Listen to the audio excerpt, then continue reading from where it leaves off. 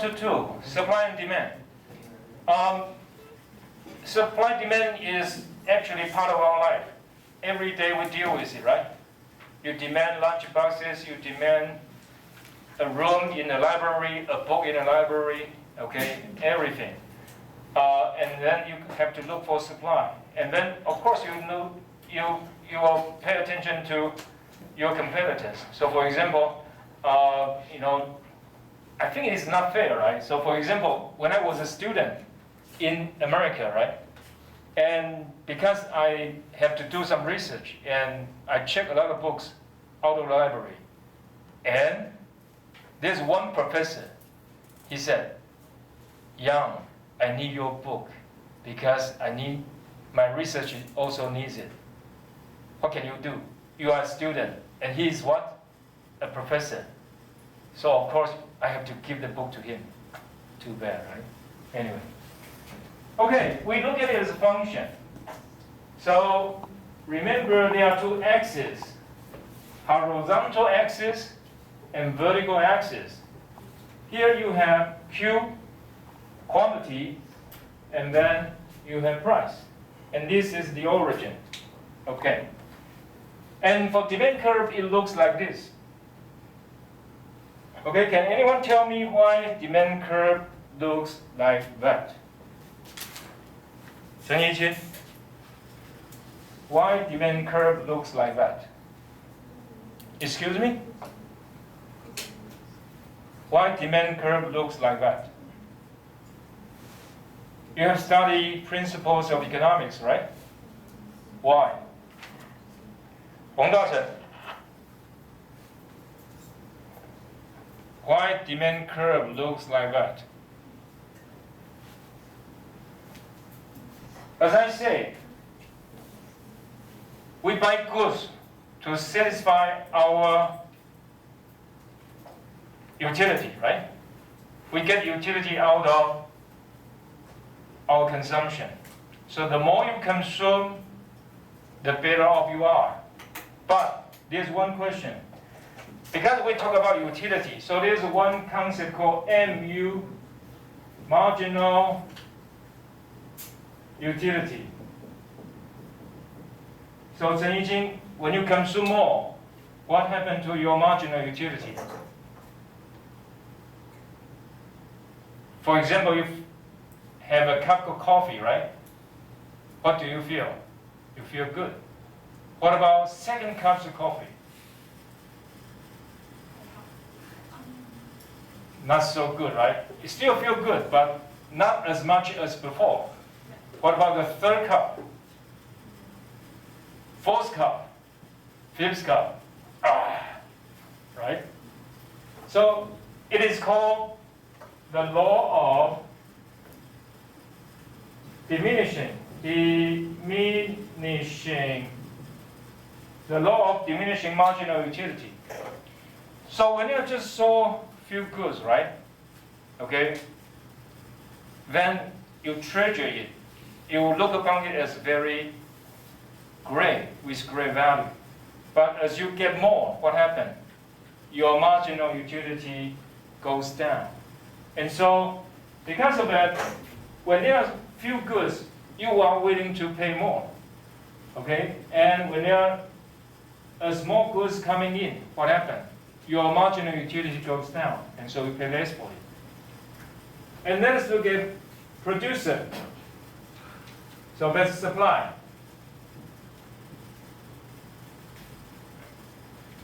Okay, so probably you all know about it, right? So let us say you work in a coffee shop, okay? And so you already work for 8 hours. And then there are so many customers coming in. And the boss needs some more helping hands. And he said, would you please stay for overtime? And suppose you want to stay more than 8 hours, so that's in the 9th and 10th hours, right? So, Hong Dachen, if you stay, so you have worked 8 hours, that's the regular hours. And so the boss asks you to stay for 2 more hours. How much are you going to get out of the 2 hours, the extra 2 hours? It's going to be the same as what you get in the past 8 hours. I mean hourly rate. Okay. So let us say the hourly rate is 160. Okay. And you have worked for 8 hours, but there are still so many people coming in the shop, and the boss needs helping hands, and asks you, would you like to stay for 2 more hours? For those 2 hours, how much are you going to get in each hour? 240. Excuse me? 240. Exactly, 1.5 times the regular, right? So as you're going to produce more, the resource is going to be more expensive, right? For example, electricity in China, right? You want to produce more, but sorry, it's not quite the same because China is a command system. Even you want to pay more, can you get that? No. But supposedly it should work like that. So we say market is an efficient way to allocate resources. Okay. As a matter of fact, if we look at it as a demand function, it's related to a lot of variables. Let us say it's water, okay? Let us say it's water, okay? So, of course, we talk about demand for water. It is related to the price of water, okay? And then the price of other goods, O, okay, means other goods. And then also related to taste, okay? And income. Income usually it will be noted by I or M, okay? And what else? Tax or subsidy. And number of buyers. And also expectation. So because of all these variables, they may change. And the change, of course, is going to affect this line. And so we have two related concepts. One is called changes in demand, and the other changes in quantity demanded.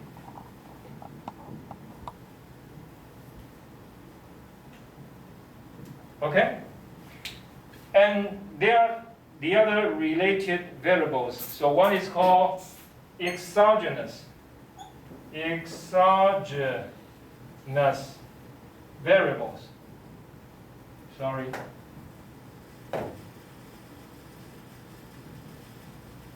And the other endogenous.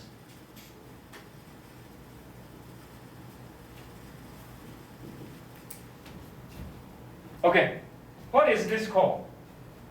I have two dots, right? What is this called? Sorry. 郑红熙.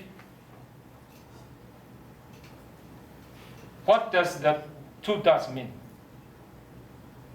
It's called ditto. D-I-T-T-O, ditto. So what's D-I-T-T-O? The same as above. Okay? So it's going to be a little bit complicated now, but still it will be easy to understand. Just pay attention to what I'm talking about. Okay, so you have, this is actually a model. Okay, this is actually a model. And in this model, we are talking about demand. And you have two variables, Q and P, right? So Q and P show up in this model. So Q and P will be endogenous variable. In Mandarin, it is called this. And this is called exogenous. Okay? So when we talk about this demand for water, and somehow price of water may change. Okay? So let us say this is P1 and Q1, and here it is P2, and here you have Q2. So the price of water, when it is high, the demand is this level. But when the price goes down, the quantity increases. Why? Because this is what we call demand, the law of demand, the law of demand. So P and Q is negatively related. So when we say negatively related, it means one increase, the other decrease, or one decrease, the other increase. So when price goes up, you buy less. When price goes down, you buy more. And this kind of changes is along the demand curve. Okay, along this demand curve, so we call it is changes in quantity demanded. Okay, changes quantity demanded. So if there's anything, Q changes or P changes, it is change along the same demand curve. It doesn't change demand. Okay, you only change the point you buy, this point or this point. Okay, for other goods, it is different. So let us say we have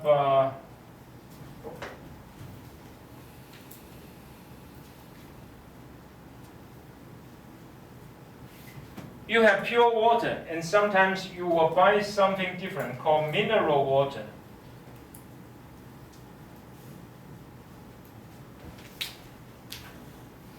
Okay, mineral water. It is much better. That's what producers say, but we really don't know. What? Anyway, there is another kind of water called bubble water. Actually, I'm not quite sure about the term, but you know this? Probably going to be called bubble water, but I'm not sure. So anyway. And you have pure water, okay? Apparently, these three things, they are substitute, right?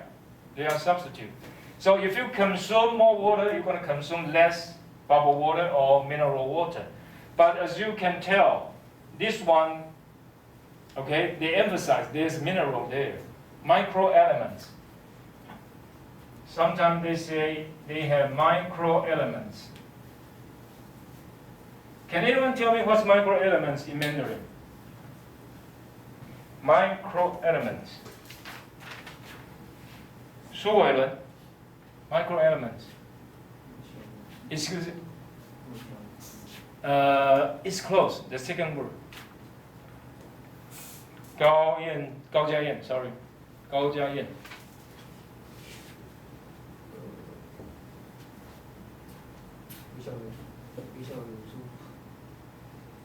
Okay, the second word in Mandarin is quantity.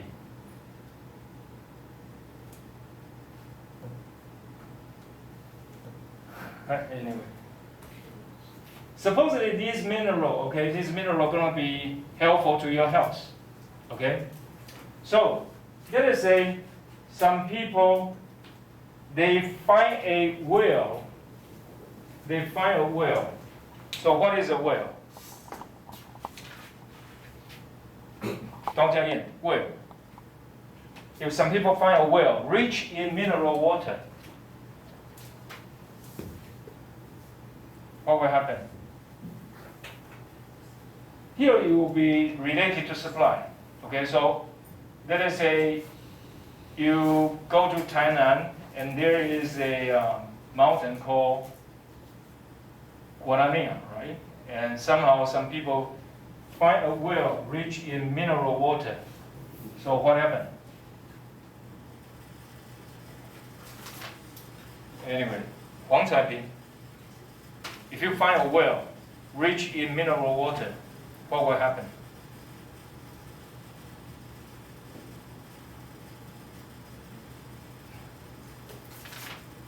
Okay, let me tell you the story. So what is well?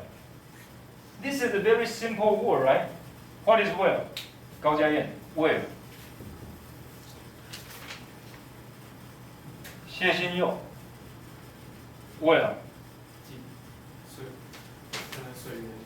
Okay, it is this, right? Okay, so then what does that mean? the price of mineral water going to go down, right? And what will be the impact on water?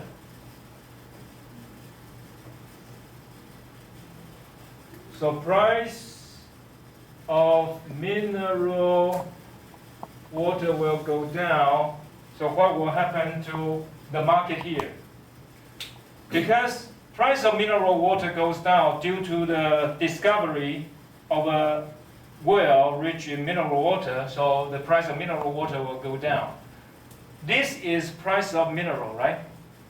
This model is water, right? So this is exogenous variable. Okay, this one is exogenous variable. It is not quantity of water, neither is it the price of water. So this will affect the demand curve. In what way? Gao Jiayan, in what way? It will increase the demand or decrease the demand? Okay, you have whole bunch of a lot of mineral water. Okay, so you will consume more of. Really? Sorry, am I getting you confused? Chokwamin. Okay, so if someone finds a well rich in mineral water, so supposedly they're going to produce a lot more mineral water, right? So the price of mineral water is going to go down, and what happened here? Because the point that I'm going to emphasize is that this is outside the model, okay? So it does not make any changes in quantity. It changes in what? Demand. So which way? You're going to increase it or decrease it? Excuse me? Decrease. Okay. Why? Because these two are substitute, right? If you consume more of this, you consume less of that. So, sorry, I need another. Okay. Here. So because you have a substitute, okay, you have a substitute that decrease in price, okay? So you consume more of that lower price good and less of this. So I mark it D minus, okay? But supposedly, it turns out that actually this well is polluted. So what happened? If this well, it turns out that it's polluted, so then what's going to happen? 整指算. Okay. If it turns out that this well is what's polluted? Okay. So what happened? 20 goes down. Excuse me? 水源会变少。 We have two things, mineral water and water. So these two are different. So if you found out that the well is polluted, so what are you going to do? You're going to consume more of this or less? Less. If you consume less of this, and this is substitute, so you're going to consume more of this, right? Okay? Right? So this is a very simple example talking about substitute. These two goods are substitute, water and mineral water, okay? And people pay more for this because supposedly you're going to give you more benefit because of the microelements. But, okay, if it turns out that it's polluted, what you're going to do? You're going to consume less of it. So this is one example for that. So we finished substitute.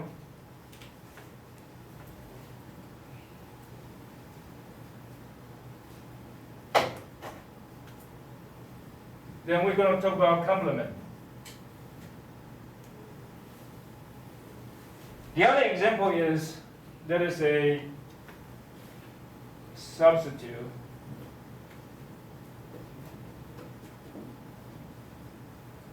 So for the example of substitute, we're gonna have some difference. So here,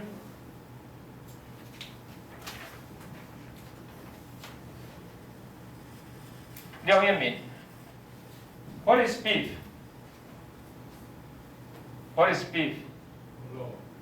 Chicken. What are they? They are substitute, right?